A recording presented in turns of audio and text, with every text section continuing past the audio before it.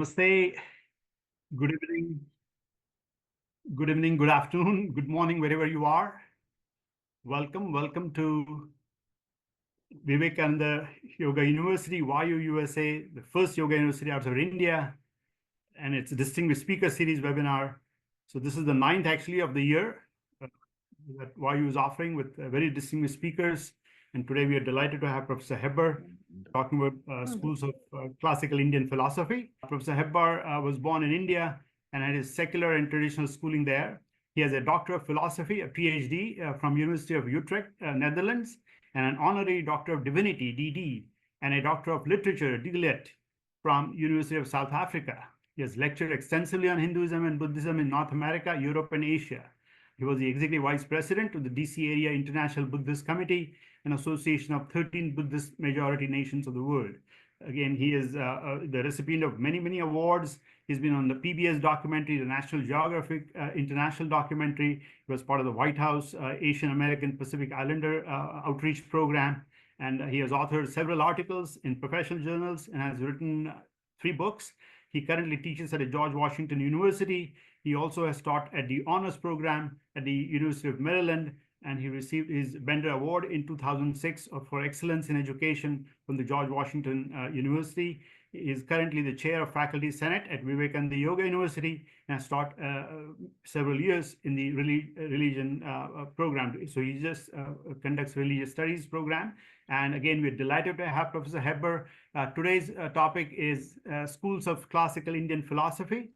And he'll be addressing questions such as, what is the Hindu theory of creation? What is the Hindu theory of God? What is the nature of sadhana and mukti in Hinduism? How does Hinduism differ from Jainism and Buddhism? And he'll be exploring various answers to some of these frequently asked questions by people from the Hindu and the outside of the Hindu tradition. So without further ado, Professor Hebbar, the floor is yours, and welcome again, all of you, to this beautiful session. Thank you. Thank you, Mr. Joshi, and welcome everybody. And before we start, I guess, Mr. Joshi, did you want to say the opening prayer, or chant, and then we can proceed from there? Sure, absolutely. Yeah, so thank you for the opportunity. Yeah, we typically end with the Shanti mantra, but I will start with as we have assembled today to learn something together. So let me start with Om Sahana Bhavatu Sahanau Bhunaktu Sahaviryam Karavavahai Tejasvinavadhitamastu Ma Vidvishavahai. Om Shanti, Shanti, Shanti. Thank you.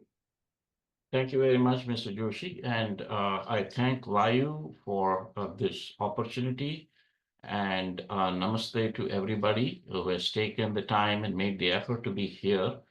So this is going to be roughly somewhere from 45 to 50 minutes in terms of the material that is going to be presented through these PowerPoint slides, because that way one can understand the content and the intent quite clearly. All right, here are your classification of the 11 historical religions of the world that you would find in any standard textbook on a study of world religions. That's how we teach it in the academia. So here you can see religions of West Asian origin, religions of South Asian origin, and religions of East Asian origin. That's how these 11 historical religions are classified. And one is by itself, and I'll tell you why it is there by itself. So let's start. As you can see here, literally these 11 religions are in an arc in terms of the origin, that is, from Jerusalem to Tokyo. Okay, so that's where these traditions were born. Religions of West Asian origin are essentially the oldest in that group would be Judaism, followed by Christianity, and followed by Islam. And then we'll come to where the dharmic faiths are, the religions of South Asian origin, of which Hinduism is certainly the oldest, followed by Jainism, followed by Buddhism, and lastly, Sikhism, which is the youngest of these 11 historical religions, is roughly 500 years old. And then people that know very little about in terms of these religions, namely the religions of East Asian origin, they're hardly talked about. So they neither belong to the Abrahamic group nor the Dharmic group, but they belong to the Taoic group. And that is the two native religions of China, Taoism and Confucianism, and the native religion of Japan, Shinto. So they are very different in terms of their uh, doctrines and practices from both the Abrahamic as well as the Dharmic faiths.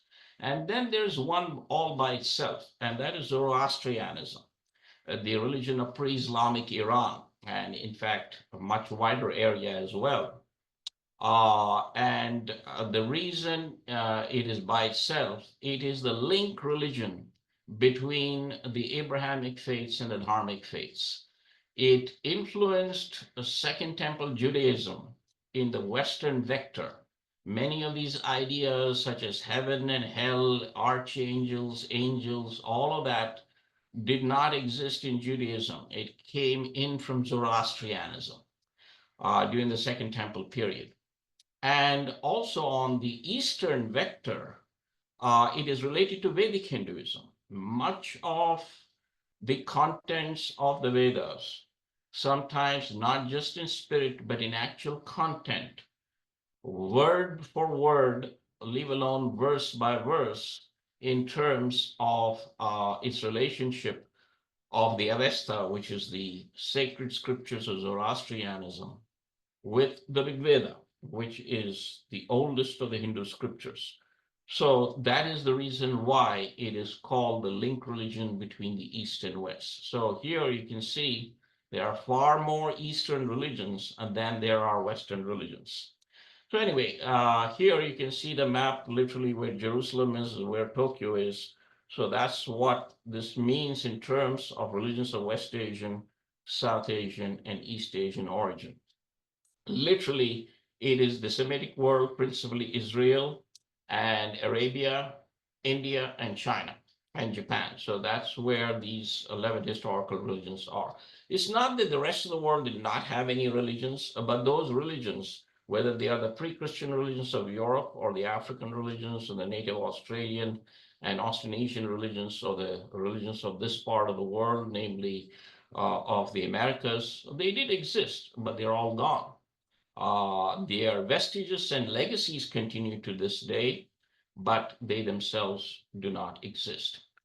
So here we have a geographical distribution of the main religions of the world in terms of their influence. Let's say there are some 220 nations, I believe, on the face of this earth, geographically speaking.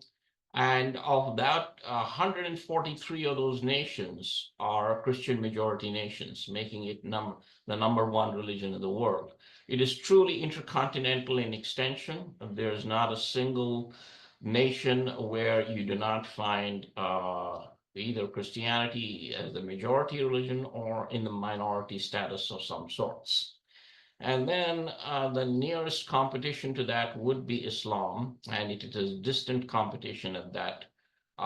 57 nations in all that are Muslim majority, and that too is intercontinental in extension. And so most of the world really belongs between these two religions. You're most of the time either in a Christian majority nation or a Muslim majority nation. And then you have the third one, which is Buddhism. And the Buddha Dharma is to be found in 11 plus 2 nations. What do I mean by that 11 plus 2? It is the majority religion in 11 nations. And 2 nations, Buddhism has to share its turf.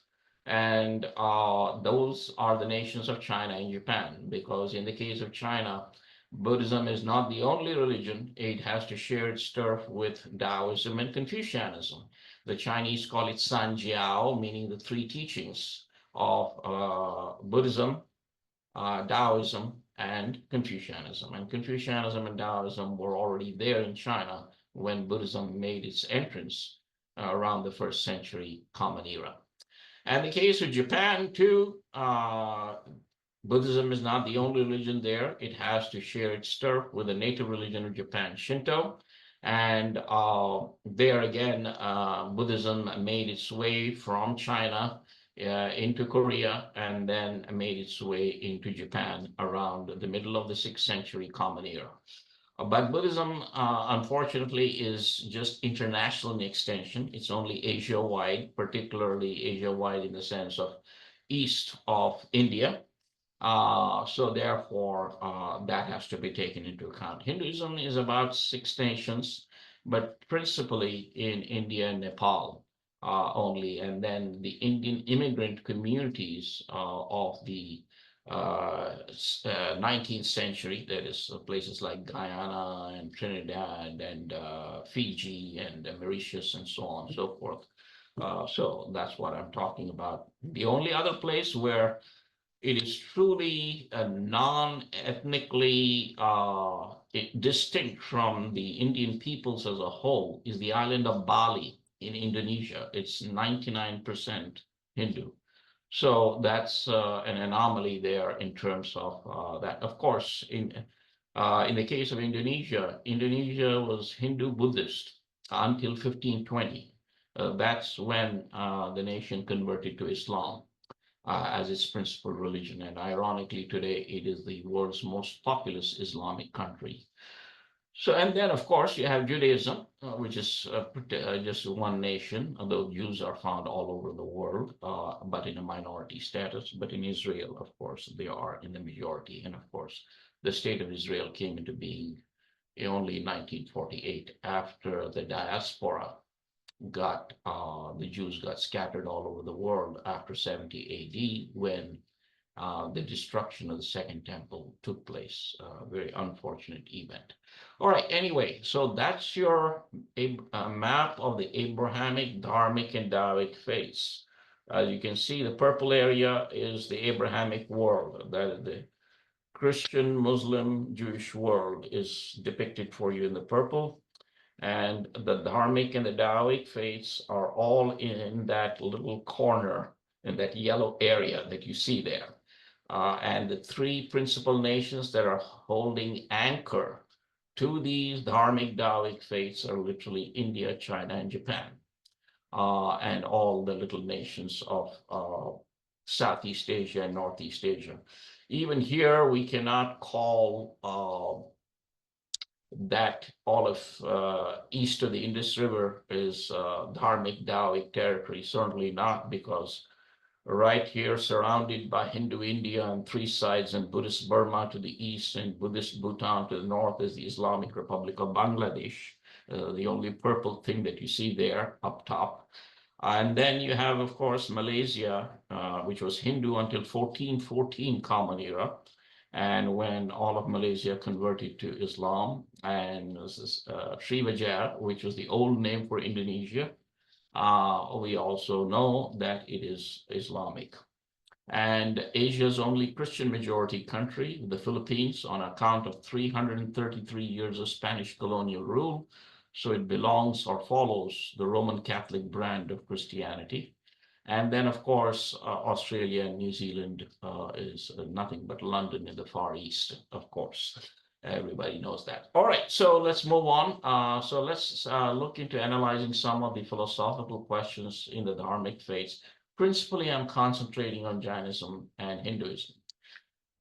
Jainism, firstly, the Jaina Dharma is a non-theistic religion. In other words, it's a Nirishwara Darshana. It does not accept a supreme being. The gods, the devas, are merely individual souls who have attained that status temporarily on account of their accrual of merits or punya through their extraordinary good deeds, adbhuta satkarma, in the previous lifetimes.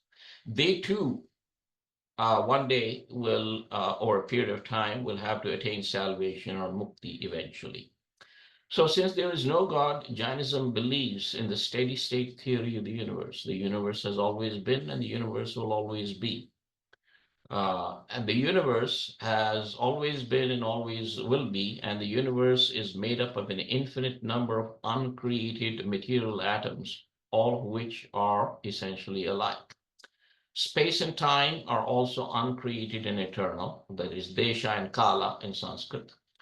The individual souls, which are infinite in number, the Jivatmas, are also uncreated and eternal. They too are all essentially alike.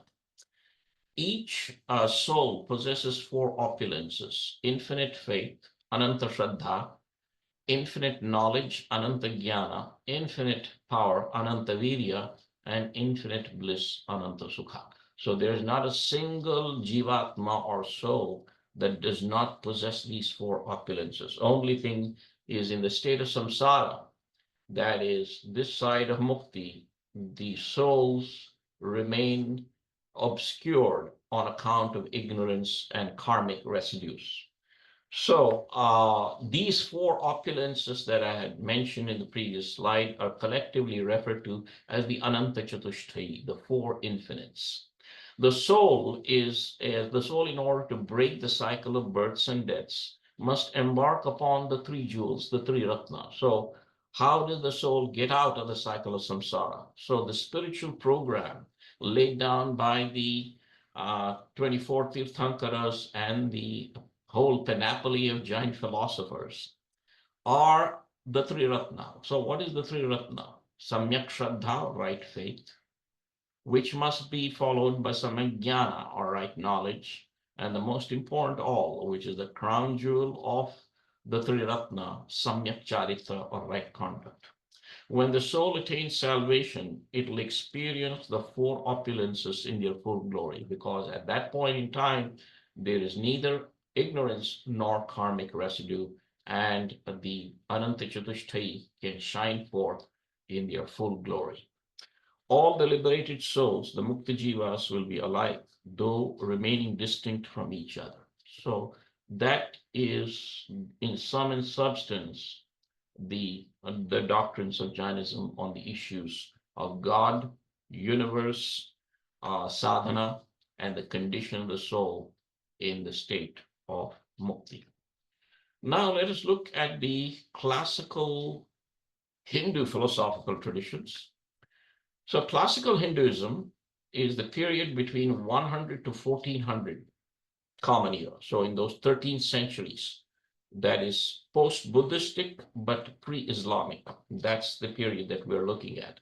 The popular religion is the religion that is found in the two epics, the Ramayana, the Mahabharata, and the 18 Mahapuranas, and the literature, the Dharma-shastra literature, and so on and so forth, the agamas on how to worship the gods of the Hindu Dharma. So all of that is part of popular religion. But here we are concentrating on the other side, which is the intellectual traditions.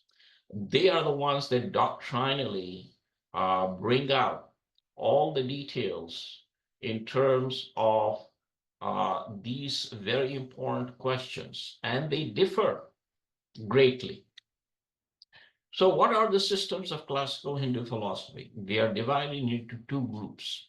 The Haituka Darshanas, that is the rationalistic systems.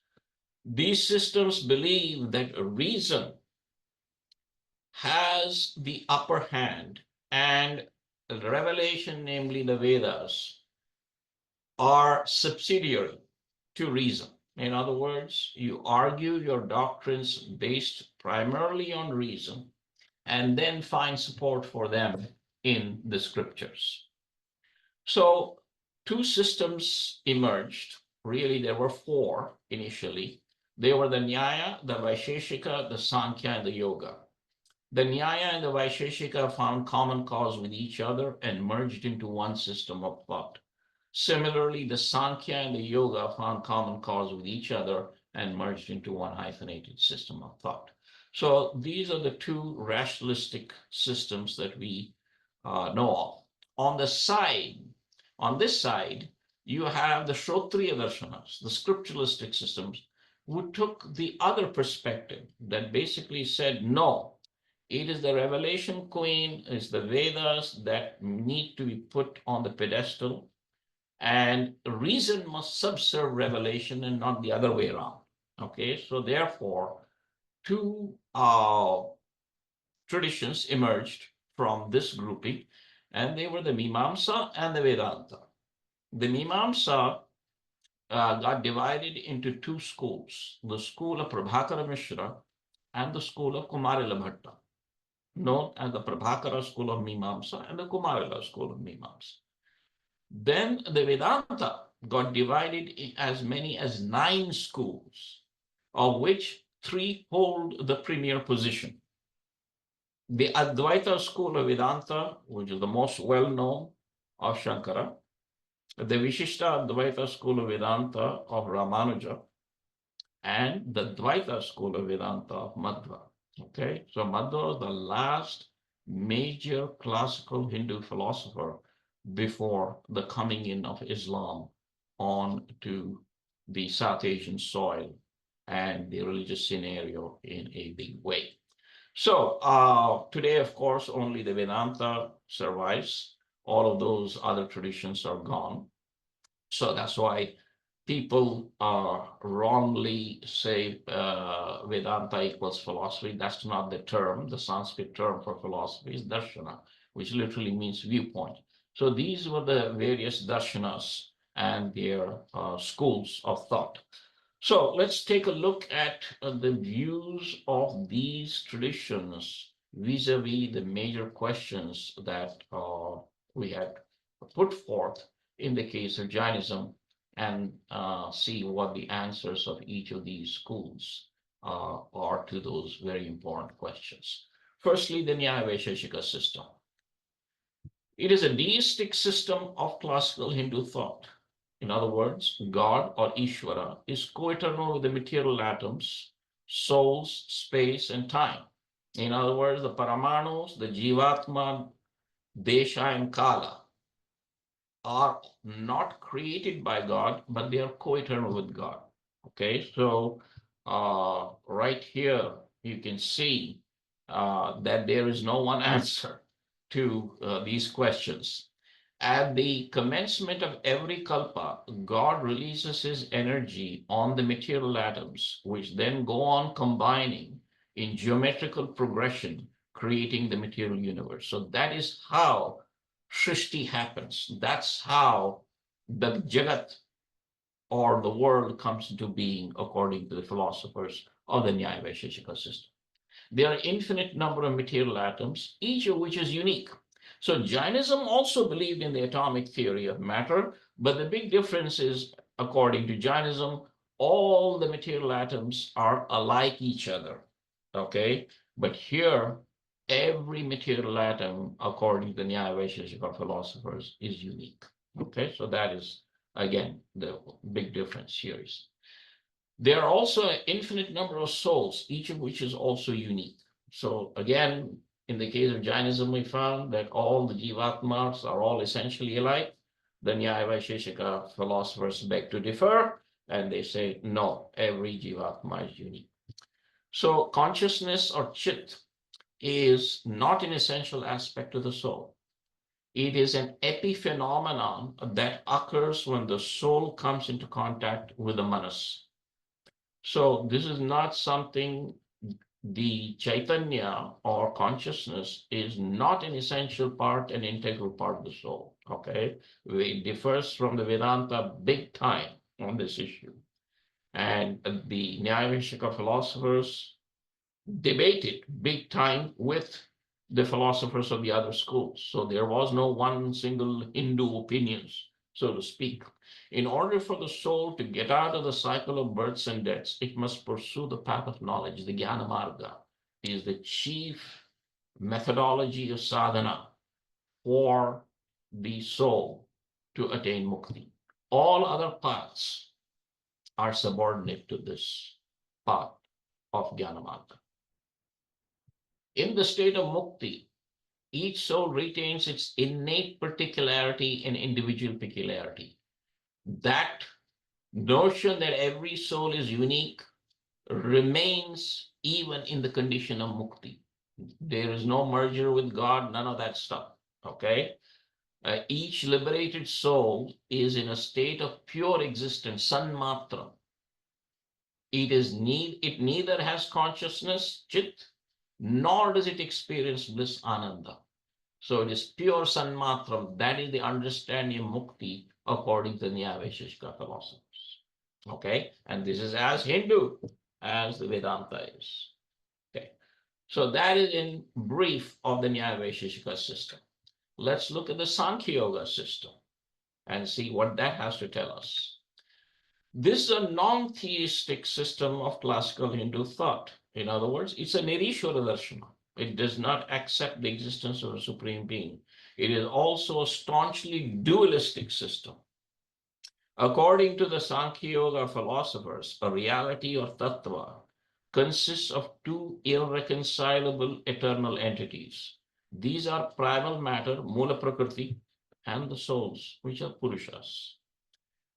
Primal matter has three constituent elements to it. These are sattva, which is the intelligence stuff, rajas, energy stuff, and tamas, mass stuff.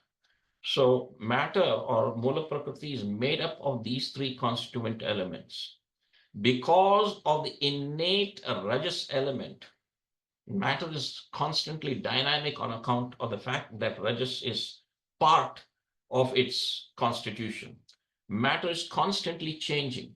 In other words, parivartana or change is innate to matter and undergoes the process of evolution, avirbhava, and dissolution, tirobhava, at the beginning and end of each kalpa.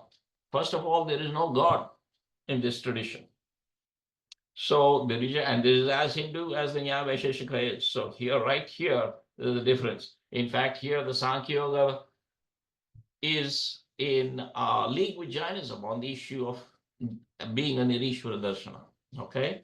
And so what happens here is, since there is no God, matter itself, because of the rajas nature which is inbuilt into it, undergoes this constant process of avirbhava and tirobhava. They do not even like to use the word shrishti and samhara, creation and dissolution, because there is no God for the shrishti and samhara. They would much rather use this term avirbhava, tirobhava. Okay. So the Sankhya Yoga philosophers reject the atomic theory of matter. So here you saw in the case of Jainism and the Nyaya Vaisheshika system, which staunchly advocated the atomic theory of matter, the Sankhya Yoga philosophers reject it. They say Mula Prakriti is this huge, humongous, amorphous matter that purely cannot be atomic in nature. And this is not the time nor the occasion. One would have to take the course on Indian philosophy to see all the involved arguments, the tarkas that would take place, the debates that would take place between these philosophers in the court of the kings and emperors of ancient and medieval India are truly remarkable. And the methodology by which they debated, unlike the debates that take place now, where people shout over each other, it was done in a very civilized and systematic manner with a judge. Let's say if Sankhya Yoga and Nyaya Vaisheshika argued with each other, the judge had to come from a third system of thought. The entire architectonics of debate was something that ancient and medieval India had perfected. India was a spiritual democracy. Everybody touts the whole idea of some nation or this nation or that nation being a political democracy. All of that is wonderful. But it is also equally important to be a spiritual democracy in which you not only are allowed to speak freely, but you allow your opponent to speak freely on religious matters and doctrinal matters. So anyway, so let's proceed further here. So the Sankhya Yoga philosophers reject the atomic theory of matter. Space and time, desha and kala, are non-eternal. See, in the previous two traditions that we looked at, space and time were eternal entities. In the case of Jainism, space and time were eternal in the sense there is no God, right? In the case of the Nyaya Vaisheshika, even though there was God, Desha and Kala were co-eternal with God. Here again, it is a Nirishwar Darshana, and therefore it says that space and time are just fictional entities. They are merely evolutes of matter. They are different variations of matter according to the Sankhya Yoga philosophers. There are an infinite number of souls which are all uncreated and eternal. That is accepted pretty much by every system of Indian thought, whether it's Hindu or Jain. Buddhism is a slightly different story, and we're not getting there in this particular presentation because Buddhism is a vast enterprise in itself. So anyway, which are all essentially alike. So on this particular issue, it agrees with Jainism that all the Jivatmas in their essence are alike. Consciousness, chit, is an essential aspect of each soul. Again, agreeing this time, the Sankhya Yoga agrees with Jainism on this issue. In order for the soul to get out of the cycle of births and deaths, it must pursue the path of meditation, dhyana marga. So there it disagrees with the Nyaya Vaisheshika, which emphasize the jnana marga. All other paths are subordinate to the dhyana marga. That's where your yoga comes in. So that's the contribution of yoga to Sankhya Yoga system. Today we study yoga in isolation.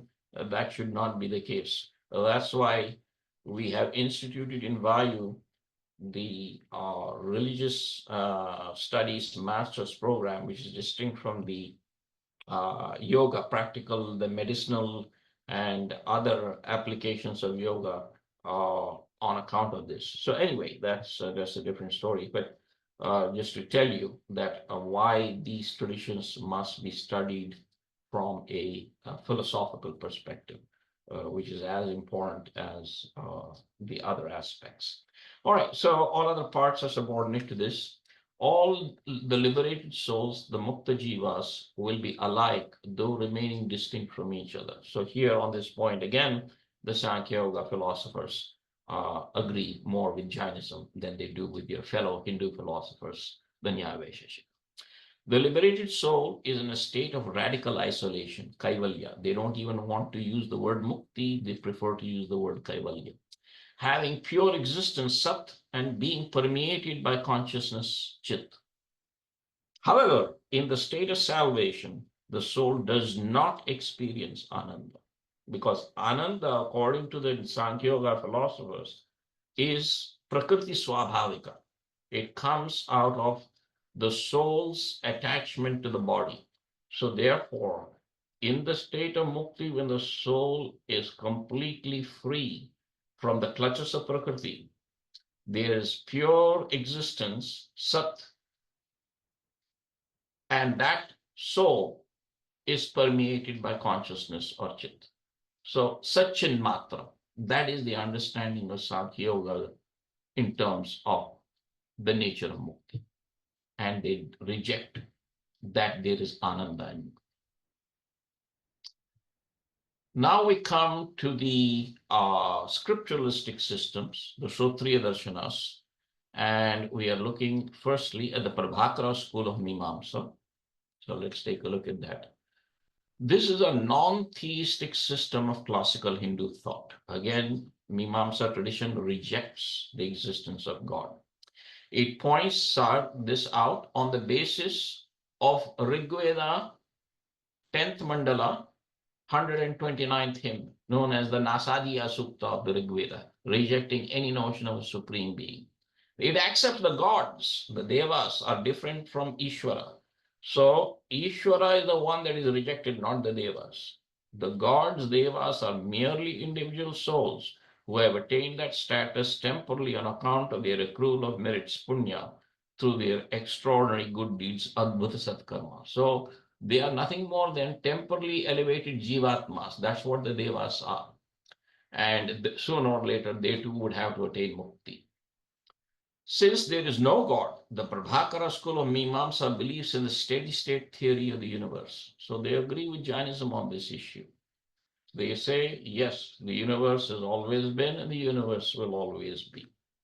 The material atoms, souls, space, and time are all uncreated and eternal. First of all, there is no God.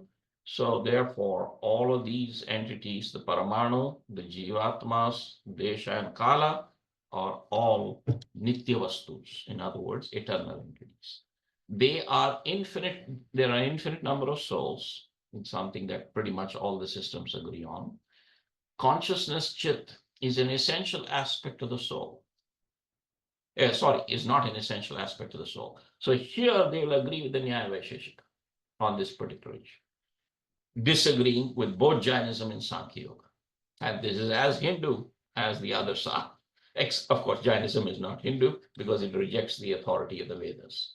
It is an epiphenomenon that occurs when the soul comes into contact with the manas. So here agreeing again with the Nyaya Vaisheshika. In order for the soul to get out of the cycle of births and deaths, it must pursue the path of good selfless deeds. Satkarma marga. In other words, here karma is emphasized. Jnana and dhyana are both subordinate sadhanas. So here we have for the first time the doctrine of karma, or the karma marga is the one that is given emphasis by this school. In the state of mukti, each soul is in a state of pure existence, sanmatram, completely agreeing with the Nyaya Vaisheshika on this particular issue. It neither has consciousness nor does it experience bliss, ananda, according to the Prabhakara school. Let's now look at the Kumarila school of Mimamsa.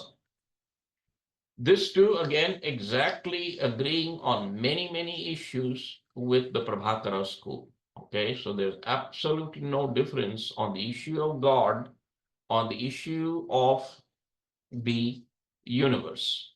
They agree completely with their fellow Mimamsa philosophers. And here too, there is complete agreement. But if you look at bullet point 3 in this slide, consciousness Chit is not an essential aspect of the soul, and it glides in and out of the soul substance in the Jagrita, Swapna, and Sushupti avasthas, okay, in the waking, dream, and deep sleep states. It is an epiphenomenon that occurs when the soul comes into contact with the mind. So that's the only issue in which the Kumarala school differs from the other schools of thought, in the fact that it is something that is there in all the three states, but it is, and that's how consciousness is able to glide in and out of the soul substance. Okay, so that is their understanding, which is very different from that of both Nyaya Vaisheshika as well as the Prabhakara school. In order for the soul to get out of the cycle of births and deaths, there it agrees with Prabhakara on this particular point. All other paths are subordinate to this. In the state of mukti, each soul is in a state of pure existence only, sanmatram. However, this is where Kumarila contributes and is unique. He says it possesses the potential to be conscious, chit, as well as to experience bliss, but it chooses not to. So chit and ananda remain in a potential state in the state of mukti, whereas Prabhakara is not even prepared to admit that. So that's the big difference here. And both of these are Mimamsa. So even within one tradition, you can have differences of opinion. Forget between one system and the next. Now we come to Vedanta. The Shankara school of Vedanta is the one that has pretty much taken over the scenario of Hindu India as the premier philosophical system of the Hindu Dharma. And that has been the case. So, but all these prior systems did exist. So anyway, let's look at what the Shankara school of Vedanta has to say. This is the school that is founded by Adi Shankara, or Shankaracharya, all right? So this is an absolutistic system of classical Hindu thought What do I mean by that? We will come to that. Let's firstly read this and I'll explain further. It believes that reality operates at two levels. Vyavaharika Satya, which is the relative level of reality, and Paramarthika Satya, which is the absolute level of reality. On the absolute level of reality, God and God alone is ultimately real. Everything else in the light of God is false. And the phrase in the light of God is very important. That's not to be missed. Relative reality, that is Vyavaharika Satya, is made up of the Devas, the Jivatmas, and Jada, matter, which are all, again, the emphasis on the adverb ultimately false, not in themselves, but ultimately they are false. They are all mere appearances of God. That's why they are referred to as Maya. God is universal, Sarva, Nirakara, Nirguna, and Satchidananda Swarupa. Okay? And Satchidananda should be understood because God is Nirguna. Existence, consciousness, and bliss are really different epithets, different ways of describing God. And I have to put the word God in really in quotation marks because it is more like a philosophical absolute than God in the normally understood theistic sense of the term. That's why in Advaita Vedanta, they talk about Nirguna Brahman and Saguna Brahman. Saguna Brahman is the normal understanding of the theistic Ishvara. But the real Brahman is Nirguna Brahman, which is beyond the ken of the senses of mind. As the Taittiriya Upanishad says, Yato vacho nivartante aprapya manasasa, right? So this is the two levels of reality we are looking at, the Paramarthika and the Vyavaharika Satya. It is in the light of the Paramarthika Satya that the Vyavaharika Satya is false, but in itself it is real. So here, if you understand this, God is absolute unity. That's why in the Taittiriya Upanishad and other Upanishads, they say Sa Ekaha. Okay, that's one. Brahman is one.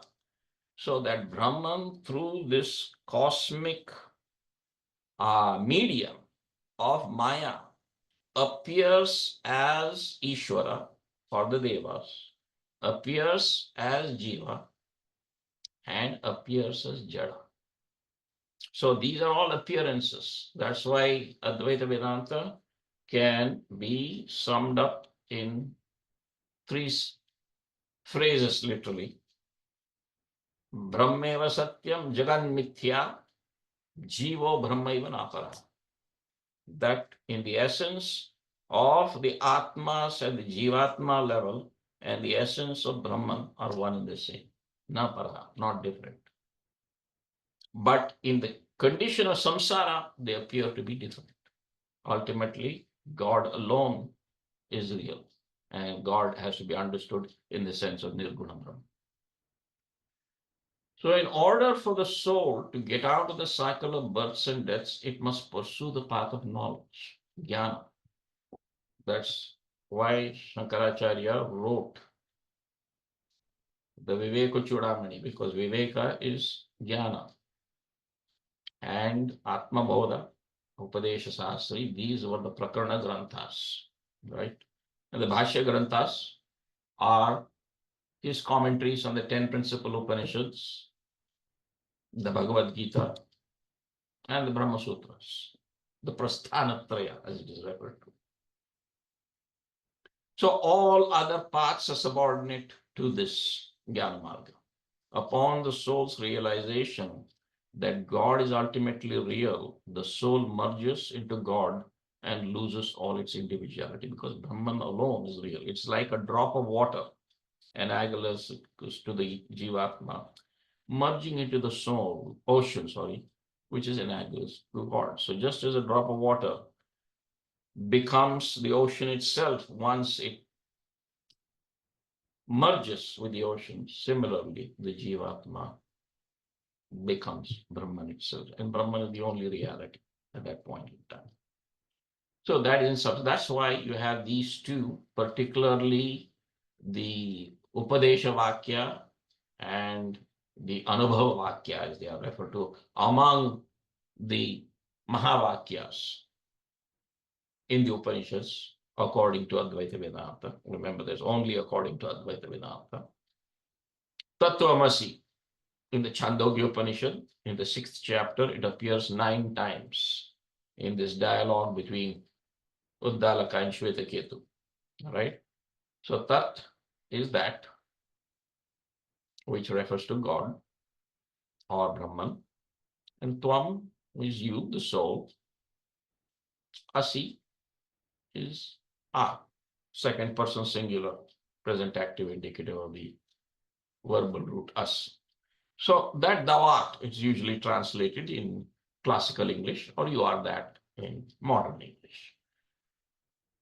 That is not just a Upadesha, but it can be actually experienced, says Advaita Vedanta. And that is found in the Brihadaranyaka Upanishad 1.4.10. That is Aham Brahmasmi, the highest of the Mahavakyas. The I refers to the soul. Brahman is Brahman, of course, the God. Asmi is the first person singular, present active, indicative. So I am. So I am Brahman, not in the sense of your God, but you become ultimately realized in God. So it has to be taken in that sense. So these 2 Mahavakyas are very, very important among the other 3 Mahavakyas, which are more descriptive in nature. They are Varnana Swarupa. The Upadesha Swarupa is Tattvamasi, and Anubhava Swarupa is Aham Brahmasmi. So now you have the Ramanuja school of Vedanta, which differs greatly from Shankara's tradition. This is a panentheistic system of the classical Hindu thought. Everything is internal to God. There is nothing outside of God. Souls and matter form the body of God. Ramanuja describes the relationship of God in the universe as a Sharira Shariri Bhava. So souls and matter again are not created by God, but they are co-eternal with Him. This system rejects the atomic theory of matter and adopts the Sankhya Yoga theory of primal matter. They agree with the Sankhya Yoga on this particular aspect. Space is an evolute of matter, agreeing with Sankhya Yoga, but disagreeing with Sankhya Yoga and agreeing with Nyaya Vaisheshika and the others. Kala is eternal. Time is eternal. God is loving, compassionate, and a personal being. This Nirguna Brahman notion is totally rejected by Ramanuja. How are we to understand the word Nirguna according to Ramanuja? It means he does not have any prakritic gunas. God is not permeated by sattva, rajas, and tamas. That's how you have to understand the word Nirguna according to Ramanuja. So that's where he differs from Shankara. God is the abode of an infinite number of auspicious attributes. Sakala Kalyana Guna Sampanna. That is the terminology that he uses. He is the abode of an infinite number of good attributes.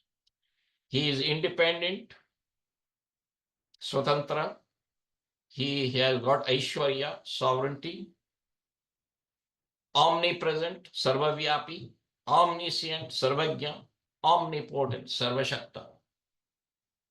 He is unequaled, unexcelled, and uncaused. He is endowed with unlimited existence, consciousness, and bliss. Satchidananda is unlimited in Paramatma. He is above and untouched by the law of karma. The law of karma functions under his will and control. He is the periodic creator, sustainer, and destroyer of the universe. Shrishti Sthiti Samharakarta of Jagat.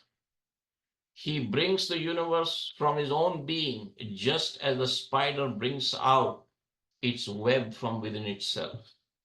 And the authority for this is based on Mundakopanishad 1:1.7 and Bhagavad Gita 11:7. So this is the evidence that Ramanuja provides for his spider web analogy. Yathornanabihi srijate grihnate cha yatha prithviyam oshadas sambhavanti yatha satah purushat keshalomani tathakshara akashat sambhavate visham. As a spider sends forth and draws its thread as herbs grow on the earth, as the hair grows on the head or the body of the living person, so from the imperishable, of course, refers to God, arises here the universe. So that Yathornanabihi, as the spider brings forth, is from Mundakopanishad 117. Also, he finds evidence for his doctrine in Bhagavad Gita 11.7. Ihai akastham jagat kritsnam Pashya adya sacharacharam mama dehe gura kesha yacha anya drashtum ichasi. Here today, behold the whole universe when he shows the Vishwarupa. Krishna shows the Vishwarupa at least 4 to 5 times. 2 of them are very well known. One in the Kuru court, where he shows the Vishwarupa in order to say, do not fight. But this time he shows the Vishwarupa fight. Paramatma becomes Viruddha Dharma Ashraya, okay, a board of contradictory attributes, as one of the commentators say. But anyway, here today, behold the whole universe. Moving refers to the Jivatma, unmoving refers to Prakriti. And whatever else thou desires to see, all unified in my body. That's where he gets this doctrine of Sharira, Shariri, Bhava. There's nothing outside of God, everything is within God.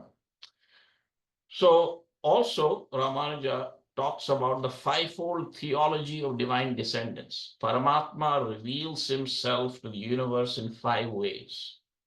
The first is beyond, where the Upanishad says, I quoted for you from the Taittiriya Upanishad, that Yato vacho nivartante aprapya manasasaha, that transcendental, the pararupa of God, the absolute inconceivable Lord in himself. Only God knows of this form. Nobody else can know that. Then he becomes slightly somebody who reveals himself in the cosmic forms as the periodic creator, sustain, and destroy the universe. This is the Vyuha-rupa. Then the incarnational forms, the Avatar Rupa, manifesting as an animal or a human being to protect the virtues, punish the vicious, and to re-establish righteousness. And this is based on Bhagavad Gita, chapter 4, verses 7 and 8. Very famous, right? Yada yada hi dharmasya glanir bhavati bharata abhyutthanam adharmasya tadatmanam srijanyam. Paritranaya sadhunam, that you protect the virtues. Vinashaya cha dushkrita, punish the vicious. Dharma samsthapanarthaya, to establish dharma. Sambhavani yuga yuga, I come into being from age to age. So that is your purpose of the incarnational form. And then he reveals to himself even further. He is within you, within everything around you. Antaryami Swarupa. God is omnipresent. And finally, out of complete mercy for everybody, including the uttermost ignorant person, he, the timeless one, comes and houses himself in the form of icons and idols so that people can worship him through these images, the Pratima Swarupa. So 5 ways in which he reveals himself to his own creation. So that is the Pancharatra, okay, doctrine of Ramanuja. So this is the evidence that I already gave. Yeah. Sorry to interrupt you. Again, really, this is fascinating, and I know we definitely need more time, but just wanted to set expectations that I think we're going to go over by a few minutes. So if you can. Yeah, we will go over by a few minutes. We have one more system to deal with it, and then we will take questions. Okay, so kindly bear with me. Yeah. Thank you.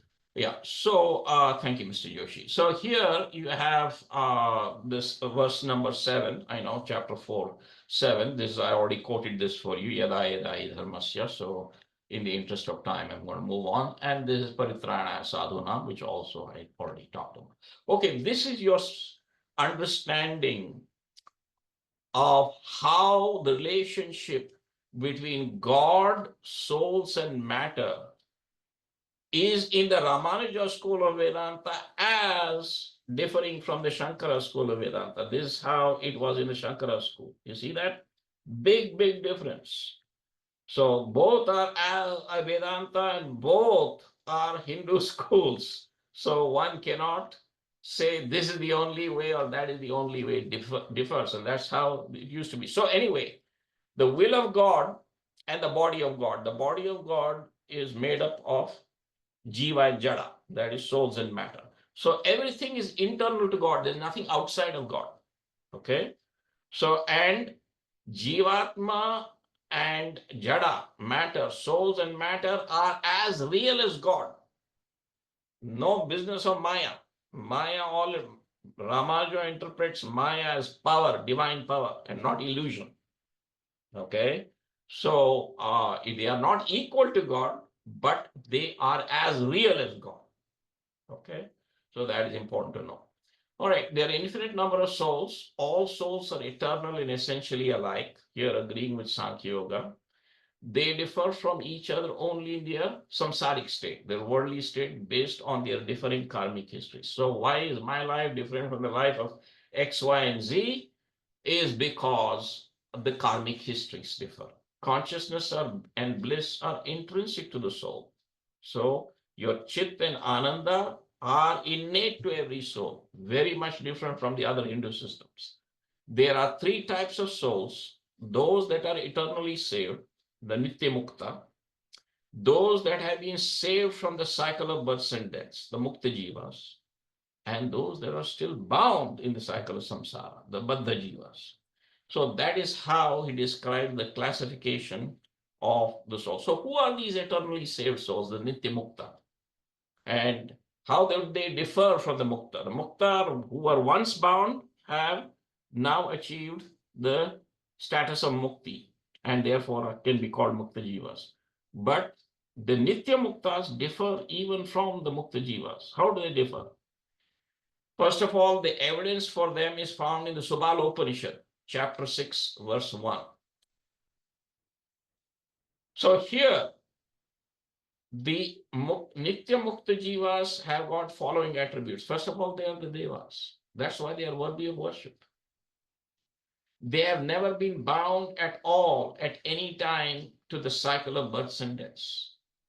They are sent to earth from time to time to carry out some specific mission of God. They are never subject to the law of karma. No misery or suffering of any kind ever touches them. Their knowledge of God is eternal and untouched by any sort of ignorance. So that is how the Nitya Mukta Jivas differ from the ordinary Mukta Jivas. In order for the soul to get out of the cycle of births and deaths, it must pursue the path of devotion, bhakti marga. So here Ramanuja emphasizes bhakti as the principal means of sadhana. All other paths are subordinate to this except for prapatti marga. So Ramanuja is the only tradition among the Hindu systems of thought that says that there is something even greater than bhakti, and that is prapatti, total surrender to the will of God. So what is prapatti marga? Is it something that he cooked up? No. He says, I have evidence for this in the Shvetashvatara Upanishad, in the Ramayana, and in the Bhagavad Gita. So let us look at the evidence from the Shvetashvatara Upanishad 6:18. Yo brahmanam vidadati purvam, yo vai vedamscha pranoti tasmai, tam hadevam atma buddhi prakasham mumukshurvai sharanam maham prapadye. To him who of old creates Brahma, and who verily delivers to him the Vedas, to that God who is lighted by his own intelligence, do I, eager for liberation, mumukshurvai, sharanam maham prapadye, resort for refuge. You have no other go, but you just surrender, fling yourself at the mercy of God to grant you mukti through his grace. So this is the evidence in the Shruti. What is the evidence in the Smriti? It is to be found in the Yuddha Kanda. 18th Adhyaya, 33rd Shloka. Sakadeva prapannaya tavasmiti chayachate abhayam sarvabhutebhyo dadami etadvartam mama. When Vibhishana comes and to Rama with 4 people, literally 4 of his lieutenants, Lakshmana and all the others say, be careful, this person is from Ravana's camp. He tries to advise his older brother, and so do the others. But then Rama makes this statement, Sakarveva prapannaya tavasmiti chayachate abhayam sarvabhutebhyo dadamyetadvartam mama. He who seeks refuge in me just once, that's your Sakadeva prapannaya, telling me that I am yours. Tavasmiti chayachate abhayam sarvabhutebhyo. I shall give him assurance of safety against all types of beings. This is my solemn pledge. Dadami etadvartham mama. So in the Ramanuja tradition, they call it Ramacharma Shloka. Okay. And the last evidence for Prapatti is to be found in the Bhagavad Gita. They call this the Krishna Charma Shloka, where in the 18th chapter, 66th verse, Krishna says, Sarva dharman parityaja, that is, forget about jnana marga, dhyana marga, karma marga, and bhakti marga. This is your new path, prapatti marga. Sarva dharman parityaja, mam ekam sharanam vraja. Come to me alone for shelter. Don't go to any other god. Mam ekam sharanam vraja. Aham tva sarva papebhyo. I shall absorb all your sins. And then he, unlike the other places, the magic word is mentioned. What is the magic word? Moksheshyami mashucha. I will grant you salvation. Do not worry. Mashucha. So these are the 3 evidences that Ramanuja's tradition provides for such a thing called the Prapatti Marga, which is over and above the 4 margas that are normally talked about. So in the condition of mukti, all the saved souls are alike. They enjoy unlimited knowledge and bliss. They become like God himself in every aspect, except for 3 things. They do not possess sovereignty or independence. That Aishwarya and Swatantrata belongs to Paramatma alone. Nobody else has that, even in the state of. They cannot participate in the cosmic function. The Shrishti Sthiti Samhara of Jagat belongs to God and God alone. Nobody else does that. And finally, they cannot grant salvation to other souls that are still stuck in samsara. Only God can grant salvation, nobody else. That's why Krishna says, come to me alone for shelter. Mam ekam sharanam vraja. Otherwise, you would have said something else, right? So this is how it is understood in Ramanuja. And therefore, and how do we know that they become almost like God in every aspect? This is the evidence for that to be found in the Mundaka Upanishad 3.1.3. Yada pashyate rukmavarnam kartaram isham purusham brahmayonim tada vidvan punya papa vidhuya niranjana paramam samya upaiti. When a seer sees the creator of golden you, the Lord, the person, the source of Brahma, then being a knower, shaking off good and evil, that is, you're free from any sort of karmic stain, good or bad, free from stain, he attains supreme equality with the Lord. Niranjana paramam samyam upaiti. So that's the evidence. See how this, from the same scriptures, different schools of thought interpret accordingly. This is not something unique to the Hindu tradition. All traditions do that. I have taught Christianity, I have taught Islam, in all of those traditions, in Buddhism, every one of those traditions, they go to their scriptures, and the different traditions have their own interpretation. It is all a question of scriptural interpretation. All right, and finally, on the issue that the saved souls become almost alike like God, and other evidence is to be found in the Taittiriya Upanishad. That is, The highest heaven he realizes desires along with Brahman. Soshnute sarvan kaman. Okay, Soshnute sarvan kaman. That's the Brahmana vipashchiteti. So that is the one you find in Taittiriya Upanishad. All right, another one is the evidence on the souls becoming almost alike like God is to be found in Bhagavad Gita chapter 14, verse 2. The second verse is very important in the context. Mama sadharmyam agataha. Having resorted to this wisdom and become of like nature to me. There is no merger or anything like that. It is becoming of like nature to me. That's how it is understood. And they are not born at the time of creation, nor are they disturbed at the time of dissolution. That is, no matter how many times God recreates the universe, the Mukti Jivas are permanently safe. They are saved.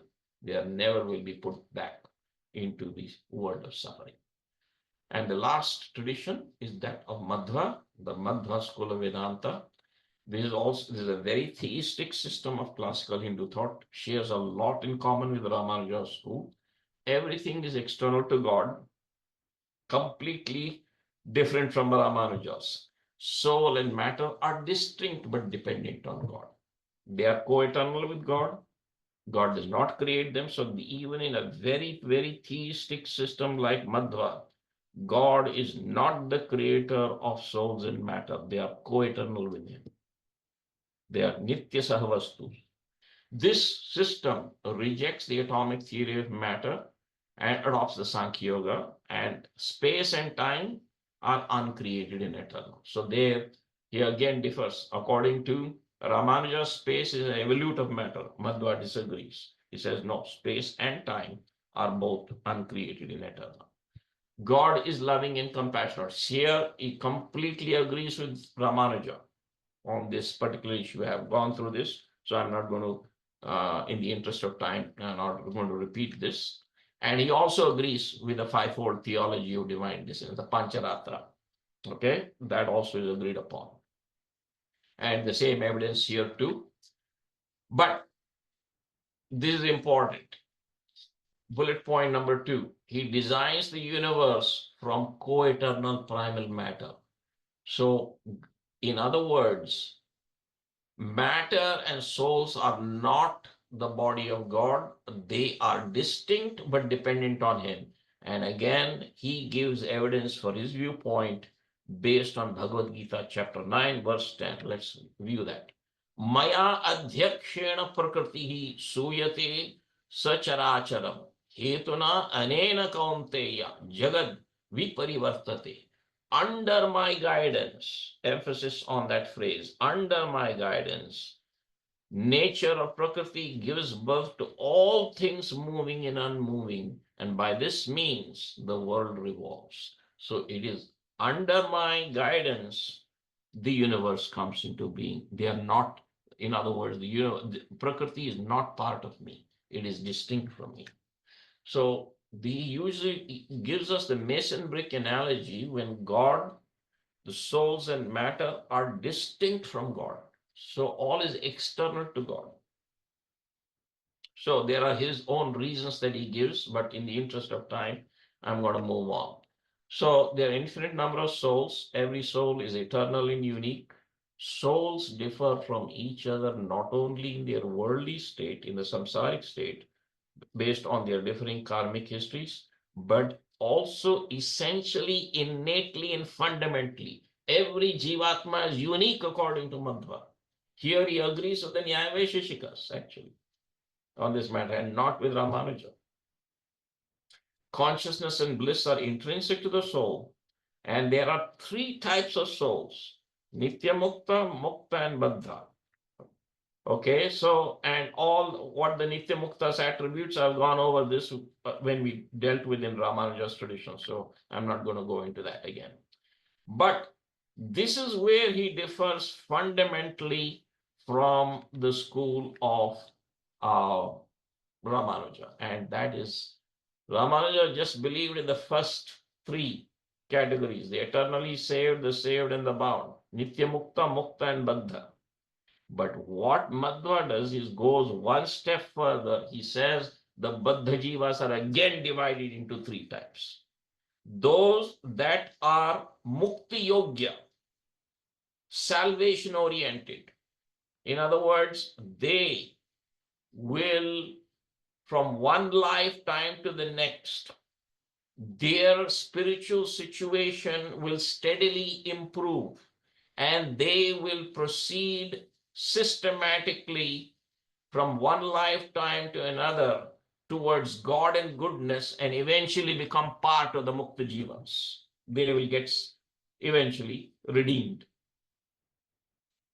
There are other two categories, which for the first time we are coming across this in the Hindu tradition. And those are the Nitya Mukta and the Tamo Yogi Jivas. Those, the Nitya Mukta Jivas, I'm sorry, not Nitya Mukta, the Nitya Samsari Jivas are those that Jivas which are morally mediocre, whose spiritual situation will neither improve nor deteriorate. And they are eternally doomed to the cycle of births and deaths. And those souls are, there's a third category, these are the damnation oriented, whose spiritual situation will deteriorate from one lifetime to the next. And they will move away steadily from God and goodness and eventually head towards everlasting damnation. So, did Madhva cook this up? No. He says, I will find for you the evidence in the Hindu scripture. So, firstly, the still enmeshed in samsara category, the Baddha, are divided into three types, which I told you. They are the salvation oriented, the Mukti Yogya, that are eternally doomed to the cycle of births and deaths, the Nitya Samsarin, and the everlasting damnation oriented, the Tamo Yogyas.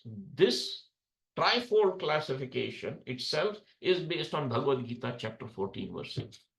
The Mukti Yogya souls, which are sattvic, will steadily move towards God and goodness over several lifetimes until they attain salvation. And this is where this trifold classification comes in. Bhagavad Gita chapter 14, verse 18.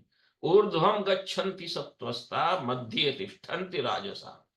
Jagan anya gunavritthistha ado gachanti tamasa. Those who are established in goodness will rise upwards. Those, this translation is not good, those rajo guna jivas will remain in the middle. That means they are the nitya samsaris. And the dull, those who have got andhakara, those will then go into the lower occurrences and of the modes and sink downwards. Ado gachanti tamasaha. So you have the trifold classification evidence according to Madhva in his Gita Bhashya. He writes 14, 18. Shankara and Ramanuja interpret those very differently.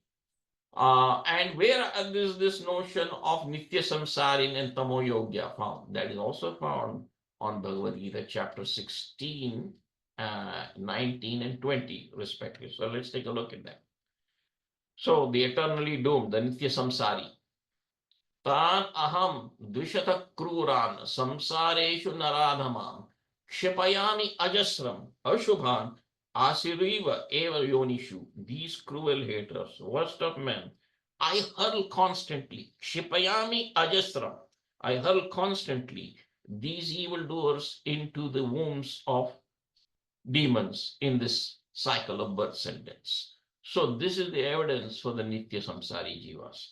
And for those Tamoyogi Jivas, the very next verse. Asuram yonim apanna mooda janma janmani mam aprapyeva eva kaunteya tato yanti adhamam gatin.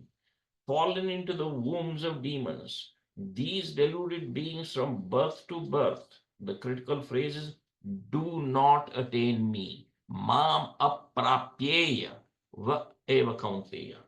And but go down into the lowest state. The lowest state is a code phrase for saying eternal damnation. Adhamam gati, yanti adhamam gati. So, and then we have got the last. In order for the soul to get out of the cycle of births and deaths, it must pursue the path of devotion. So here he agrees with Ramanuja. All other paths are subordinate to this, but he rejects the Prapatti Marga. He says, no, because God is not only a compassionate God, but he's also a just and fair God. Imagine somebody who has done sadhana all their life, and that person also attains mukti. And somebody in the last minute does this Prapatti Marga, albeit genuine, repentance, and attains mukti. God may be compassionate, but he's also fair and just. So in order for these attributes to be balanced in the nature of Paramatma, we must therefore reject the Prapatti Marga, says Madhva. God is just even as he is compassionate. The two attributes must be properly balanced. That's his take on the matter. So in the state of salvation, every saved soul retains its individuality and uniqueness. Remember, every soul is unique according to Madhva. The saved souls enjoy knowledge and bliss in varying degrees. So everybody does not have the same knowledge of God and the experience of Ananda in Mukti. It differs from Jivatma to Jivatma. There's a gradation, Taratamya, among the saved souls in the experience of consciousness and bliss of the divine. God alone possesses unlimited existence, consciousness, and bliss, and the rest in descending order. What is the evidence for it? Taittiriya Upanishad 2.8. It says, it gives us the analogy of this. Imagine a person who is very powerful, who is young, who is the wealthiest person in the world. There's no such person, but imagine hypothetically there's somebody like that.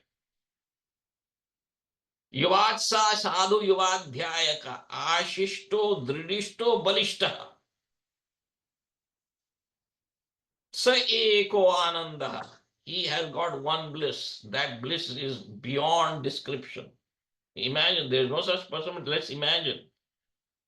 Even the lowest person in mukti would be 100 times higher than this hypothetical person that we're describing. That's what the Taittiriya Upanishad, Anandavalli, begins with that. A further evidence is provided by Madhva in his commentary on the Bhagavad Gita, chapter 11, verse 43. No saved soul can ever be equally, remotely equal to God in any way. It says this notion that all Jivatma, Mukta Jivas can be like God is absolutely rejected, says Madhva. So this is Seshananda, the Upanishad, Taittiriya Upanishad 2.8 verse. Yuvatsya sadhu yuvadhyayaka ashishto drishto balishta yasyayam sarvaviktasya sarva purnasya sa eko manusha anandaha. Okay, and then it says Teyeshatam Manushya Gandharvanam Ananda. So 100 times of that person, this so-called hypothetical person. So this evidence for that is in the Taittiriya Upanishad. We don't have the time, but again, in brief, this is the evidence that you can go and look for yourself. And then Bhagavad Gita chapter 11:43, this is the one that Madhva emphasizes, this particular. Pitar asi lokasya characharasya. Tam asya pujyasya sa gurur gariyan.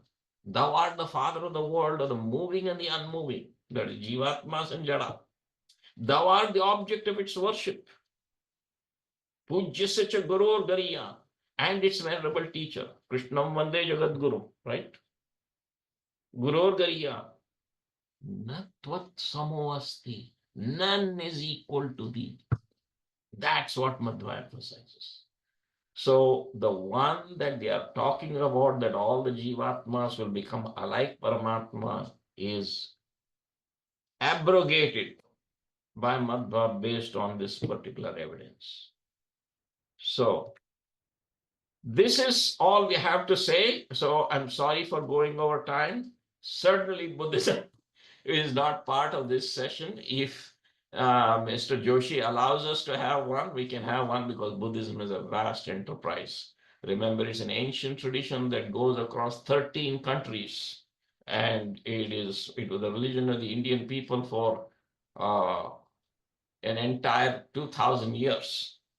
2/3 of India had become Buddhist.